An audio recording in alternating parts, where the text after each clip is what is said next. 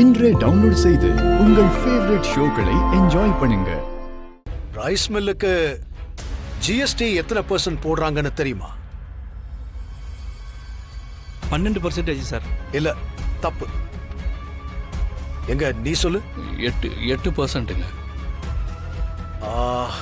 ரெண்டு பேர் சொன்னதும் தப்பான பதில் தான். 5% தான். ரைஸ் மில்லுக்கு கவர்மெண்ட் கம்மியா தான் ஜிஎஸ்டி போடுறாங்க.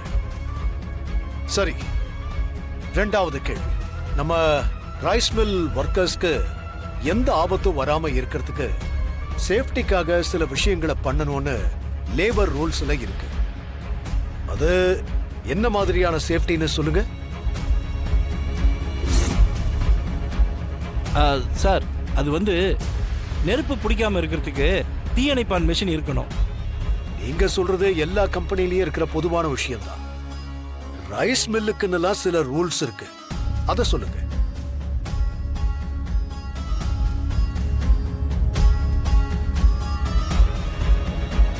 நீ சொல்லு.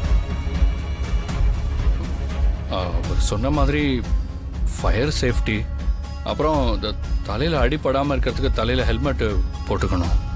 அப்புறம் அப்புறம்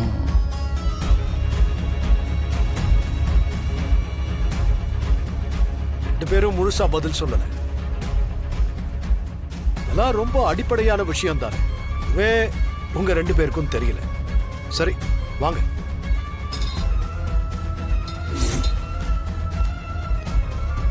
மாமா, யாரு மாமா நல்ல பதில் சொன்னாங்க? நான் கூட்டிட்டு வந்தனே, அவர் தானே? இல்லம்மா, அவன் சரியா பதில் சொல்லல. அண்ணா, அப்ப நம்ம மாப்பிள்ளை எப்படி சொன்னாரு? இல்லண்ணா, இந்த கதிர் எப்படி சொன்னாரு? சுந்தரேசன் கேட்ட கேள்விக்கு கதிர் சரியா பதில் சொல்லிருக்கான். ஆனா நான் கேட்ட கேள்விக்கு ரெண்டு பேருமே பதில் சொல்லல. அப்படின்னா யாரை வேலைக்கு எடுத்துக்க போறீங்க மச்சான்?